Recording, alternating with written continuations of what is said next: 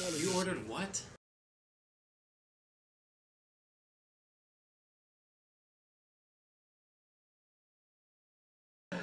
Good morning, ladies and gentlemen. Welcome back to the Dean Callan Show. Apologies for being a little bit late today. Internet wasn't working. So I rigged up a secondary kind of internet connection, but I was literally getting like low 3G. Ran back inside, rebooted the whole router, and literally it's just come back on. So, let's hope that it's working. If it's not, I'm just going to rant for 20 minutes, make myself a watermelon martini, drink a pint of Guinness or a half pint of Guinness, and reminisce on good times at the Savoy Hotel. Right, so on today's show, I want to get back to doing on today's show, like plan out a show. On today's show, I plan to talk about new samples that I got from Willie the Legend Burrell. Like, he features on the show all the time, but it's because the guy takes care of me, right? He can see that the show's a bit of a platform. There might be one person that watches it, so he sends me stuff. And this week, he sent me some raspberry and blackcurrant vodka and some black cherry vodka. Now, I did intend to show these at a later date and call him and chat through it, but you know what? I'm just gonna taste them, get it out there. We can figure out the details. You can look for it yourself. It's Vesto vodka. You know Vesto, but I believe they've taken some of their vintages and they've flavored them with the blackcurrant raspberry and black cherry. Black cherry I'm particularly interested in tasting. I got some really good cherries recently, and my little man loves cherries. So we've been buying cherries on a regular now. And as a result, we're eating more cherries, and I'm getting more and more of a taste for cherries. So cherries are like a thing now. In other news, I kind of thought, has anyone else been a little bit kind of worried and disheartened by the amount of people that seem to be jumping ship from the Savoy Hotel? Now, I have nothing but respect for all the staff that work at the Savoy. So, and they know what they're doing. So if they're leaving, something must be up.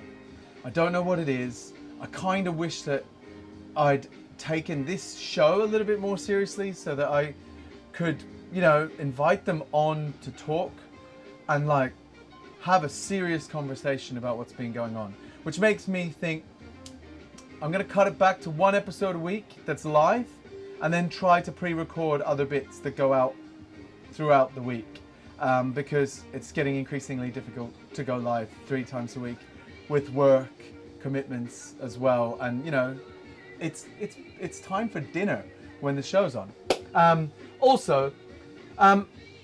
If you watched the last episode, it was called World Porn Star Martini. Hey, how you doing, guys? Diogo, Hadrian, and Joe. Rock and roll, guys.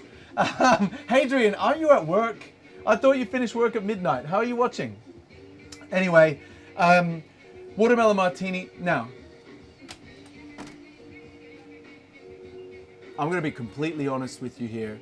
The reason the whole episode is actually called the Watermelon Martini episode, and there's literally a watermelon in a fucking martini glass, is because what I really wanted to talk about was what is up with bartenders that just decide a drink is shit because they don't like that flavor, even if it's popular, and then decide to rag on it and just refuse to make it or slag it every chance they get.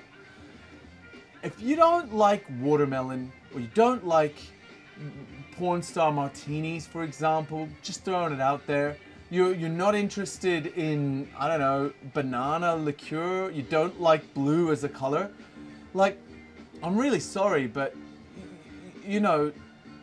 get over it. You're not drinking the drink, you're making the drink for someone else. It's really difficult for me to understand how someone could go into hospitality and make it about them. It's not how it's supposed to be, right? It's just not how it's supposed to be. And if you disagree with me, then too bad, because as far as I'm concerned, I don't consider myself to be right about everything, but the fundamental basics of hospitality is that we're here to show our guests a good time. It's not about you And you know, like, I don't give a fuck if you don't like something. Like, it's cool if you can't produce it well enough. If you say I can't make a Cafe Diablo. I would love to make you a Cafe Diablo. I would love to be that skilled, but I will not produce a good one. And as a result, I don't think we're capable of offering that. That I understand. If the guest then says, get some orange, get some cloves, I've done it before, let's rock and roll, and you say, look, honestly, we're not allowed to light stuff on fire in here. Again, you know, don't break the rules for the guests. Like, there is limits, but ultimately, make them what they want. Like, make them something nice. That's why I put Watermelon Martini as the title. I'm gonna make a Watermelon Martini, right? I like them. I like watermelon. If they're good, they're good. If they're shit, they're shit. But I mean, if they're good, right? And they don't have to be expensive to produce. Just don't hate on something without a reason. I say this because I was kind of half entertaining myself and chatting with someone who was just like, there should never be a World Porn Star Martini Day. Now, in most cases, I'm a person that believes if you've got someone who loves what you're doing, right? If you're a brand ambassador and you're repping, let's say, I wanted to say a brand, but I think it's unfair to then. You're repping X whiskey brand, right? And some people love it, and then there's some people that you know, they kind of like it, they're not sure, and then there's people that are sitting on the fence, and then there's people that just fucking hate it. They just hate it. There's no reason why. You should focus your energy on these people. Same as in a bar. Focus your energy on these people and these people equally, right? These people, give them what they like. They already like what you're offering. Keep them happy. They in turn, as part of the group of people in your bar, will keep these people happy, right? They like what they like what you're offering. They don't love it. They're not buying a T-shirt and a hat and you know, screaming about it to their friends, but they like it. Now, if you fill your bar with these guys, or your parties, if you get these guys talking about your brand, they're going to start to influence these, because ultimately that's how life works. We're pack animals. If everyone in the room starts saying like, that's not okay, which is basically like everything that's going on in society right now. Everyone's like, no, we need to stand up and say we don't like it. So everyone gets that, right? Rather than being quiet and complicit. But this guy starts to see the passion these guys have, and they're like part of the crew now. They're excited. The fence sitters, right? They're going to see this and then be like, well, you know, this place is all right. Oh, I kind of like it. You know, maybe they don't like Guinness. Offer them something else, but make them part of the crew. Now, if you start focusing on these knobheads, right, don't be rude to them, give them everything they need, you know, be just as hospitable at first. But if you start focusing your energy on these guys and you give them a platform, perfect example is douchebag, clicking and carrying on like an idiot pork chop in the corner. You're bartending. You got 5 other people, all polite, all lovely. Be nice to these people. Take care of them. But get rid of that person as quick as possible. And often the easiest way to get rid of them is to serve them and move them out of the way, in my opinion. Now, if they're ruining these guys' night, or they start to recognize that behavior is being rewarded, then you have to nip it in the butt. And like, I'm a massive advocate of, hey mate, look, I'm coming to you, but I've got all of these lovely people who are politely waiting, you know? Do you just give me a minute, all right? I'm going as fast as I can. And do that. Go as fast as you can. You know, don't stand around talking to your friend or getting on your mobile phone. Just work as fast as you can. They have to shut up. And if they're being a douche, get rid of them. But ultimately, take care of these people. And if these people want porn star martinis, watermelon martinis, like, give it to them. I was chatting to a friend of mine who was talking about, he went to Fam Bar. Now, Fam get it. They're about the guests. But their offering is like super bartender focused. And Fam, on World Porn Star Martini Day, did a World Porn Star Martini Day. And they just did 2-for-1 World Porn Star Martinis. 2-for-1 Porn Star Martinis. They put an A-frame outside the venue, and that Saturday, bearing in mind Saturday's not their busiest day from what I understand, the place was rammed full of people from Essex, right? The demographic that likes Porn Star Martinis flooded into the place, and they made a ton of money, right? Will you do live show at 6 p.m? I hope so. I think so. Now, if you don't like that demographic, then, you know, cool, like move to a different bar or whatever. But ultimately, if you're a bartender, your job is to make people happy, not to decide who's cool and who's not cool. Just be cool yourself. Like, get over yourself. It drives me crazy. I'm getting off social media as a result of all this. I've decided, I set a timer on my phone, right? So screen time now doesn't let me go over a certain amount of time on social media because I was getting negative. And negative Dean is not a good Dean, okay? I start ranting, I forget I'm supposed to be making a fucking watermelon martini. Anyway, so, watermelon martini. I'm gonna start the whole process, right? From beginning to end. Because I used to work on Hamilton Island, tropical island in the Great Barrier Reef. Gorgeous. Beautiful sunshine. It was hot. People liked their watermelon martinis a little too much. I didn't like making them after a while because too many people were ordering them and you just got watermelon, watermelon, watermelon. And the reason I didn't like making them, not because I had a problem with an attitude that I was like supposed to be making Harvards for everyone. It was because watermelon can be ridiculously variable in its flavor, the amount of water retention it has, whether or not it's off. I don't know when I open this up if it's going to be good or not, right? Now, I'm a massive fan of like making drinks if the ingredients are good. If you don't get good watermelons, then don't make watermelon martinis. It's as simple as that, right? Yeah? Don't make watermelon martinis. When Douglas come here on the weekend, he had all lovely ingredients.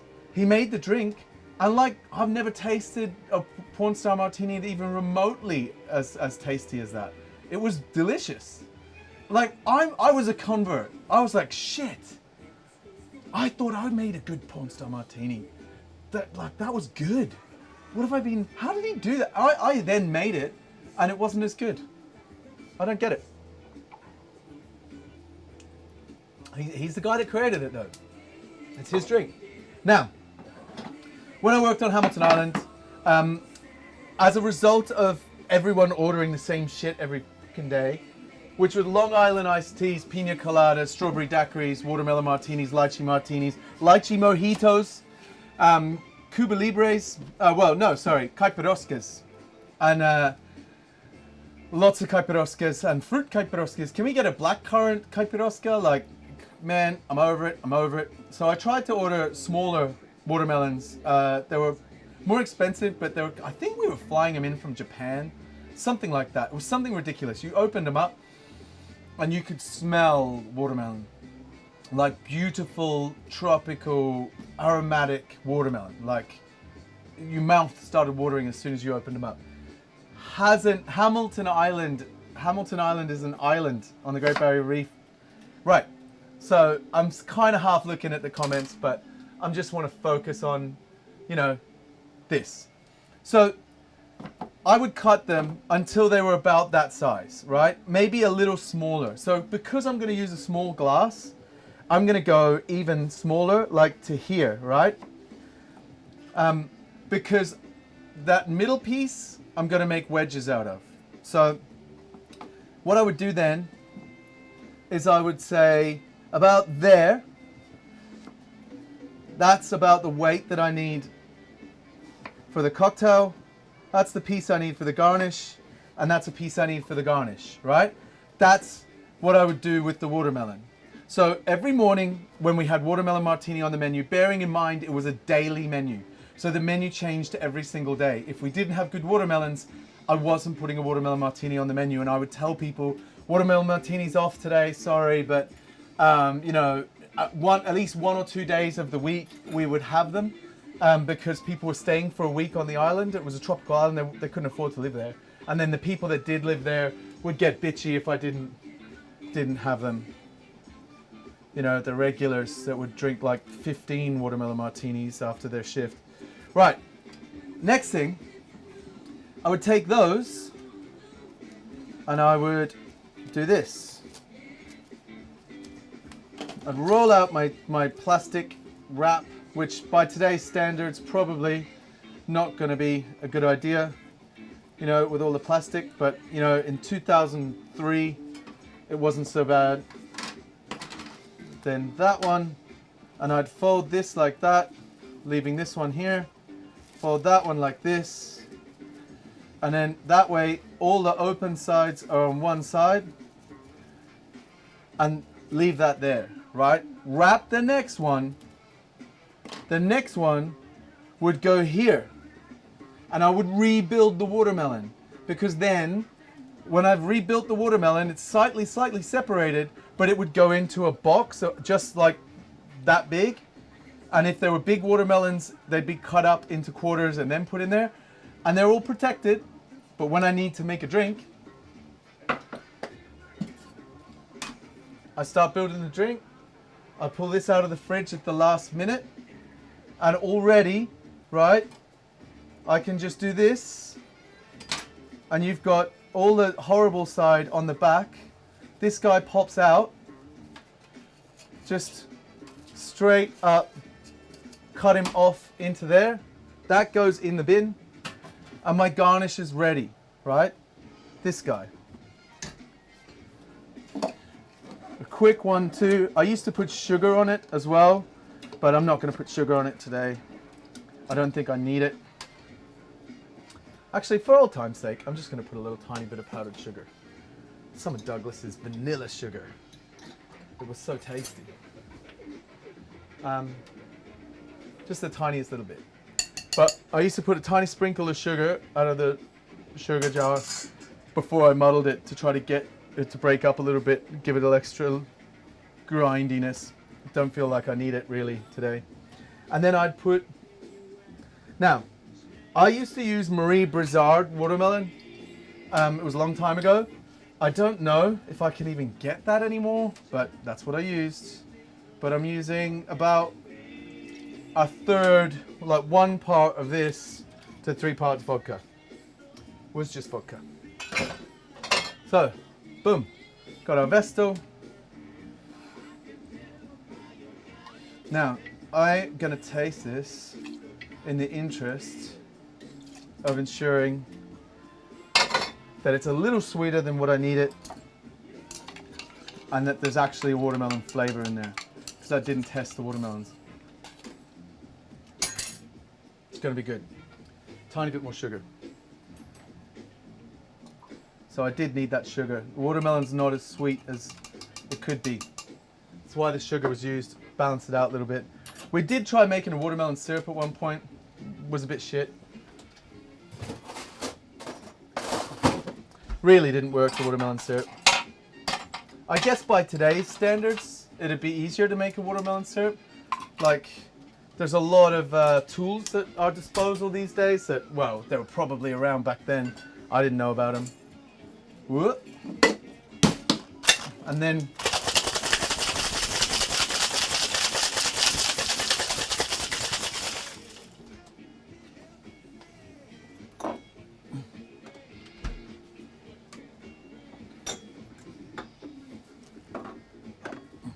might be a bit small.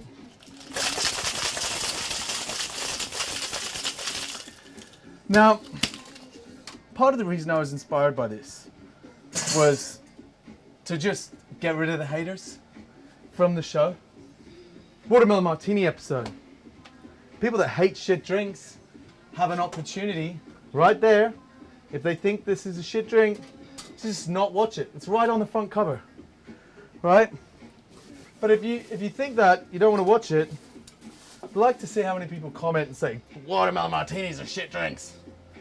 They don't know what I'm putting in there. Bit of Campari in this, delicious.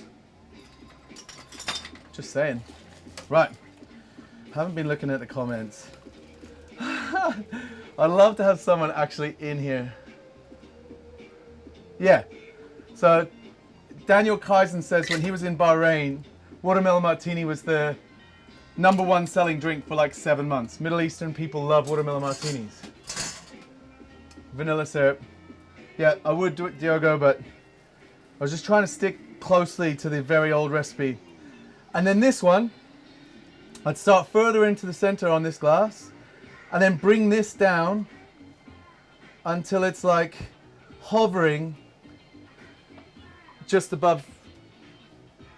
That was it. It wasn't special, like, but it like harks back to a time when, and that looks white.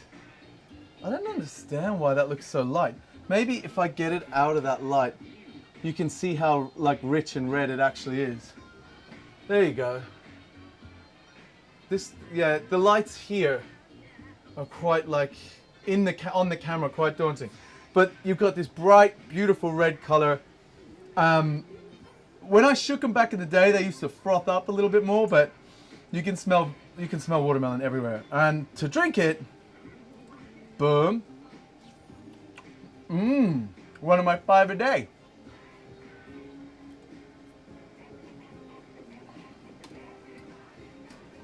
It's actually really tasty. It's good watermelon. Use a spotlight. I don't have my little remote. Spotlight will wash it out more, I think. Yeah, I can't see where the remote even is. Damn. I lost my remote. I've been losing a lot of stuff. I got ice knives, like from Carlos. I'm gonna do ice knives. They're the best ice knives ever. Look how sexy they are. Look at this. Right, let me see if I can I make this easier to see?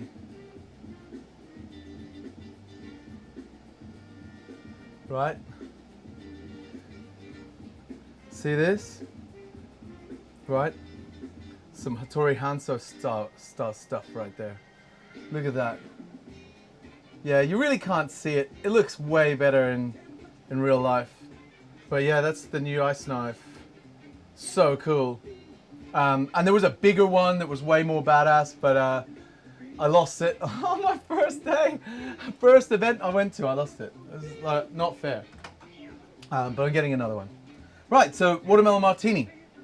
Now, what else was I going to talk about? I'm going to taste those and I'm going to ask about what is going on at the Savoy. So, it's not an uplighter, it's a downlight. It's a fucking downlight. I have no idea where the button's going. Look, I'm gonna have to leave that behind us. Now, I wish I was able to just discuss with you guys like you were sitting here. That's my dream. I want to open a studio where I've got the bar set up and people can just sit along and we'll make a show, but I mean, we'll have real conversations, real bartending with people over here. It's not as easy as it looks talking to an empty camera. Like, it's great that you guys are here, but yeah, so the next thing I was gonna do was to talk about this, but show that I use the same base. Remember, it was a daily menu. I'm talking to Gabby here. It was a daily menu.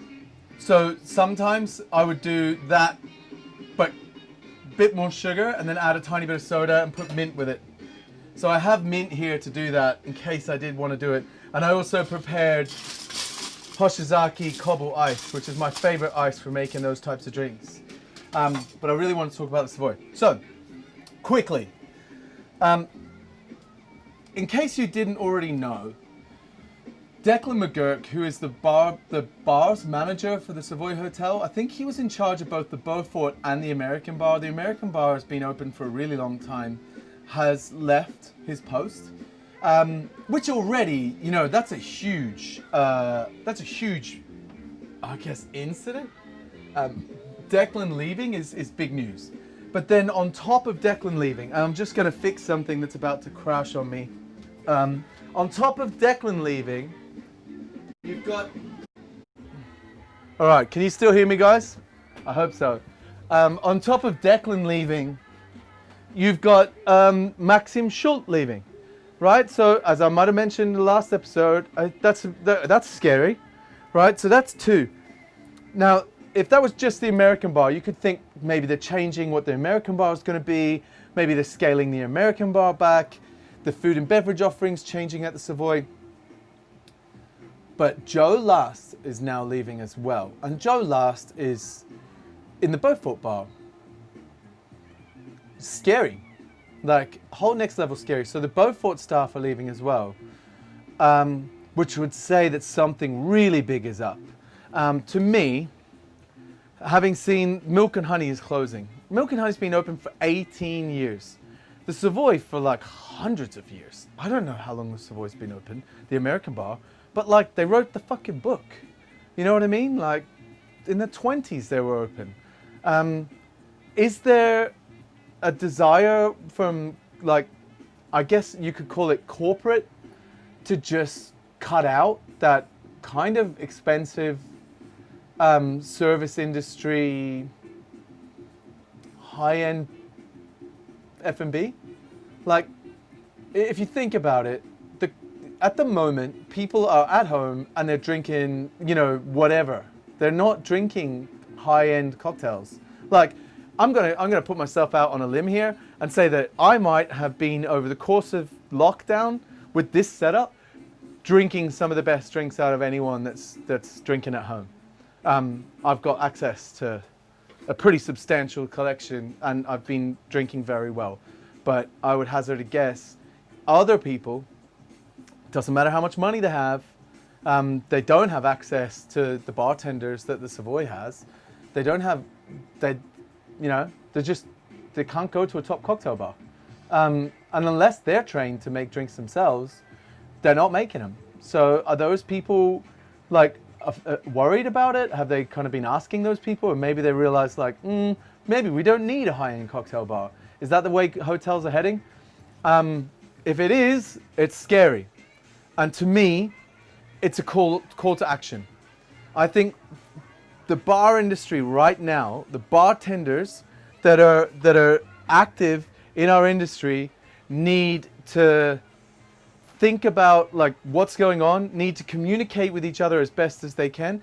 If there's a hotel that traditionally had an amazing cocktail bar, always had an amazing cocktail bar, and they close that cocktail bar down and start doing pre-batch cocktails in rooms, then we need to be concerned, because that could lead to, when things start to scale up, it starts innocently at first, just back to sour mix, back to like fucking rum and coke bottles and like bottled cocktails, but not as we are seeing it through COVID.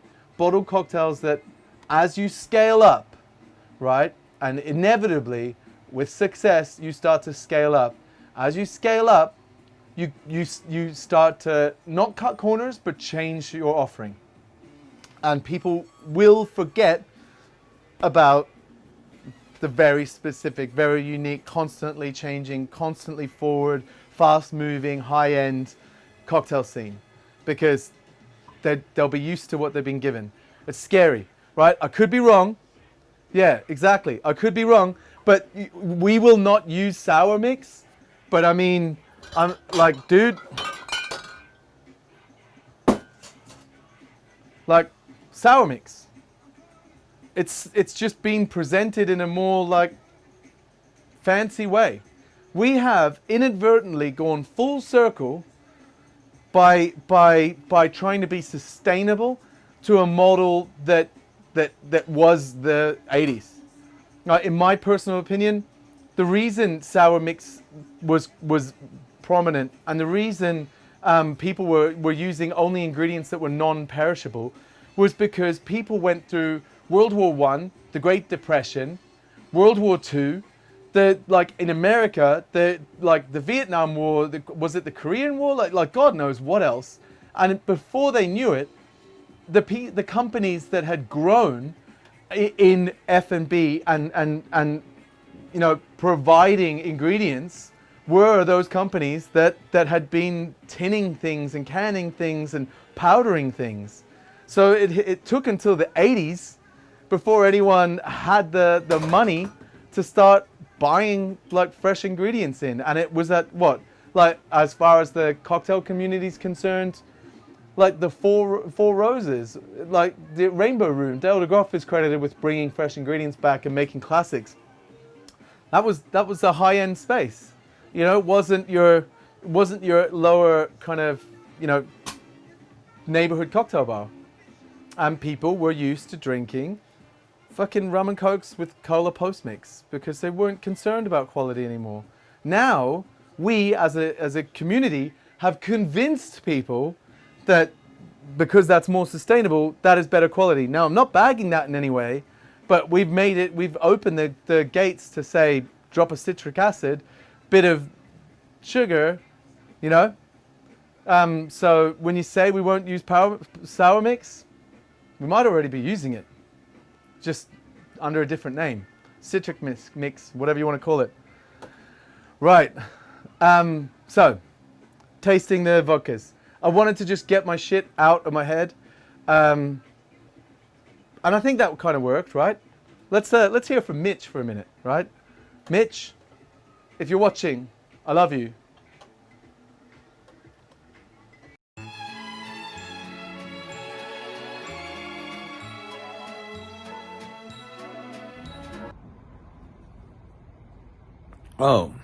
Oh, fuck yeah. Look, after this pandemic washes through, we're gonna be back where we were mid-90s. Like the RTD thing is very, very much on the rise. You know, we're gonna be back in the fucking sort of dark ages of the drinks world again. But yeah, the RTD thing is reflective of that. And yes, to-go drinks are gonna be a massive part, well, not a massive part of revenue, but a big part of how bars are going to have to market themselves. So like the fucking mason jars that we sort of started off with at the beginning of this thing, that shit's going to have to go. People are going to have to, like, you're already seeing a lot of venues are canning and bottling. Everybody's going to step their game up. But yeah, like that's the at-home thing. Yeah, that's going to be with us for a lot longer.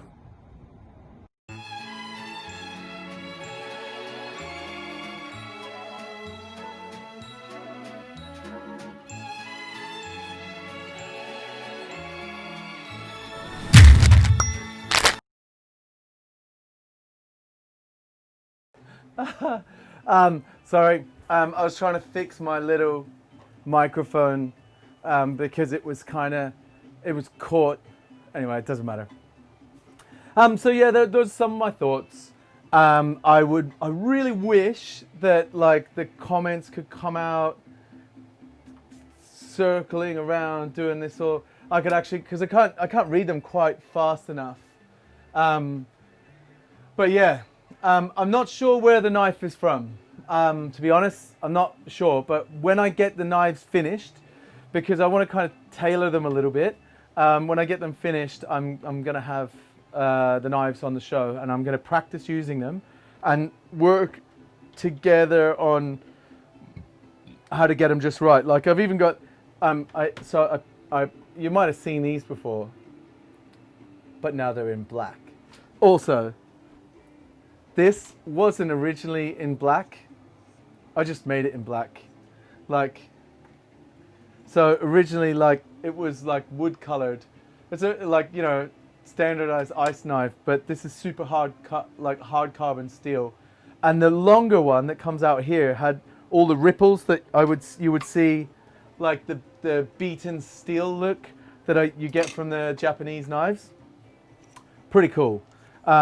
But yeah, I kind of want to have debossed into here a metal Dean Callan Show TV, right? I don't know how much that's going to cost me to do, but that's what I want. And even the hat, like I decided, you know what? If someone wants a hat, right? And there's a couple of people I wanted to give a hat to. I thought I should give them an option. They can have a white hat that says like, because this says Dean Callan Show on the back. And I kind of felt like, to justify making hats that cost 25 odd pounds or whatever it is each, like 20 quid each, it's a lot of money. just for my own having a hat, which is kind of like, on paper, from a business point of view, it's kind of like ego, really. So I had to put at least for my own ego, put the Dean Callan Show on it somewhere instead of just the TV lockout, so that it looked like marketing of some sort. But no one wants to wear a brand all over their head. So the next lot of hats are going to have black with black stitching. So you have to really look. So yes, it's a Dean Callan Show hat, but actually, like, you can wear it and it just looks like a black hat to the untrained eye, which I thought was really cool. Right, so let's taste these.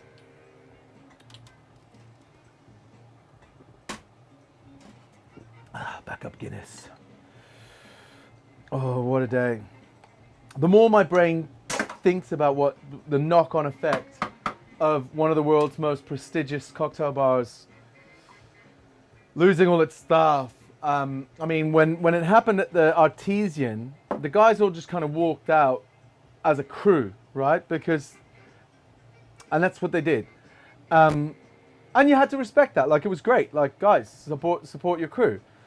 But now this feels a little bit different. I don't know what's going on, but maybe we can put some pressure on Declan and the guys and say, hey, what's up? You want to come, like, speak to Dean? I'd love to have them come sit down and have a chat, but again, until someone announces what's happened, maybe they're not allowed to talk about it. Still a bit scary. So for anyone out there, if you're seeing big shifts, if you've seen a venue close down, I think it would be kind of cool if the bar industry, I mean, when I say cool, I mean good for us, not a cool thing, but if there was a definitive worldwide list of the venues that I mean, not every venue, but the venues that are significant, that have been open for a while and are closing as a result of COVID, particularly ones that are owned by big companies. You know, like the people that should have the money in the bank to be able to accommodate it. It might be interesting to have a list of that so that we know what we're walking into. Because there's been times where the entire cocktail world just dropped off a cliff and we were set back by hundreds of years. And I for one, don't want to see that happen. Whew. Okay. So it's astonishing how much raspberry and blackcurrant flavor come out of this. It really does smell like raspberries and blackcurrant. That's like really pronounced.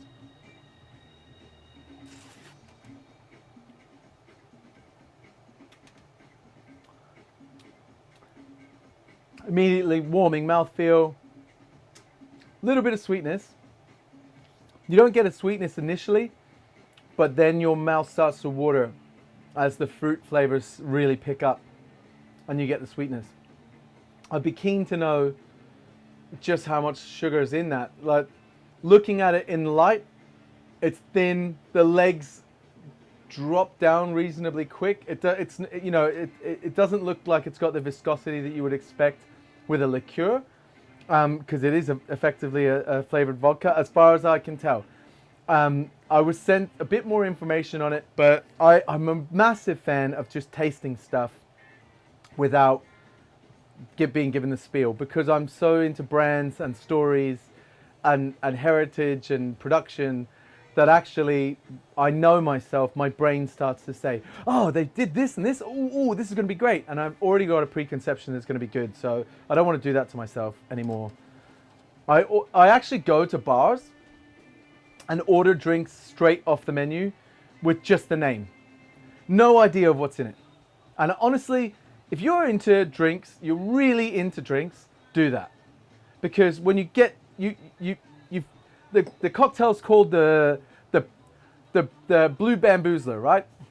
You're like, okay, could have Blue Curacao.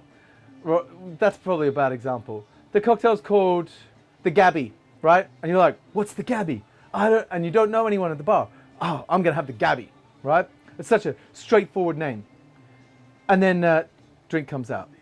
Now you have a drink. You don't know what's in it. No idea at all.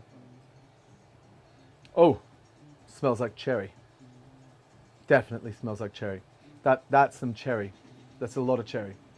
In fact, this could just be cherry. This could be just cherry. Cherry and booze. Boozy cherry. You taste it, tastes like cherry. Wow, tastes like cherry. Then you ask the bartender, mate, what's in this? You find out there is no cherry in that. It's like some root vegetable that is found only in like mountainous regions of Tibet, and they got a hold of this root vegetable and they brought it back, and if they skin it and then they boil it with a little bit of thyme, it tastes like black cherry, right? And you're like, wow, oh my God, I was sure that was cherry. It's a much better experience. If you read on the menu, gin, Fernet Branca, Carpano Antica Formula Sweet Vermouth, hint of absinthe, you're like, this is a hanky-panky with absinthe, right? And then you get it, and it smells like cherry. Oh, it smells just like cherry. You're like, it's delicious, but where's the hanky-panky? Because your mind already told you it was going to be a hanky-panky. So for me, tried not to get too much information. It's more fun, I think, right? Now, in saying that, I think I've had enough of a rant for today. I really enjoy doing the show. I really enjoy the community we've got. It feels like we're all hanging out. Like, especially Joe, Daniel, Gabby, Hadrian. It's like a crew, right? I kind of want to get the show back. I want to get the show to a stage where it's a very good quality, entertaining show to watch. I've got the time to put a lot more effort into it, because as I'm seeing my consultancy scale back up again and work coming in, I do need to make sure that if I've promised something to someone, I deliver it. And I don't want to just deliver, I want to over deliver as best as I possibly can. And I'm now starting to see my time shift a little bit towards the consultancy and getting work done when it's needed. And I'd prefer to be able to, at night time, for example, late at night, put the extra bit into the show, put the extra time in, maybe produce a pre-programmed, like pre-recorded video that I can then add into the live show, and things that don't make it into the live show during the week would be drip-fed out on the Dean Callan show the following week. And even stuff that goes on a live show would be kept. I think the one day a week that I would do a live show, it would be around this time, because like you guys are used to chatting at this time. Let me know, because like I said earlier on, Daniel, Joe, Gabby, Hadrian, Diogo, you guys are the fans, right? You got the fence sitters and so on. You got the people all the way over here, the haters. Fuck the haters, right? I don't give a shit what time they want the show to be on. They're the haters. They can go over here. But for you guys, what time works for you? I know it's hard because some people are in London, some people are in LA, for example. But yeah, let me know if this time works, and also which day would be cooler for getting real interaction. Because if I've got a guest on the show, which is the plan, if one day a week I've always got a guest, it's always a quality guest, someone that we can ask questions of and learn from. What day would that be? At the moment, I'm thinking Wednesday. Because Friday, unfortunately, this week, I don't even know if I'm going to be able to do Friday's show. I might have to pre-record it on early in the morning on Friday or Thursday night. I haven't broken it to Danny yet, but Friday is another of the Insane in the Grain episodes. And yeah, it's going to be a struggle because I'm supposed to be somewhere else on Friday. Yeah, I'm getting drawn back into actual work, which it's not quite the same as doing the show. The show is the fun stuff. The show is the future. I want to do the show all the time. That's all I want to do. But to get there, we need to make it good quality. So let me know. Like, which day works for you guys? Please comment. Like, is Wednesday a better day? Is Monday? So we got some Mondays, we got some Wednesdays. Monday or Wednesday works reasonably well for me. Friday, obviously, if I'm doing event work or I'm doing guest shifts, Friday's going to start getting taken up. But bartenders tend to not really be working on Monday as much. We'll see. Anyway, thank you all. Big love. I'm out. I'm going to drink my Guinness. I'm going to taste these with ice. I kind of now want to make a raspberry martini. There's so many raspberries in the garden. Oh, so many possibilities. What am I going to do with myself? Also, maybe I should just get on and call the guys from the Savoy and say, come back, sit down, let's have a chat. I want to know what's going on. We need to know, right? We need to know. Well,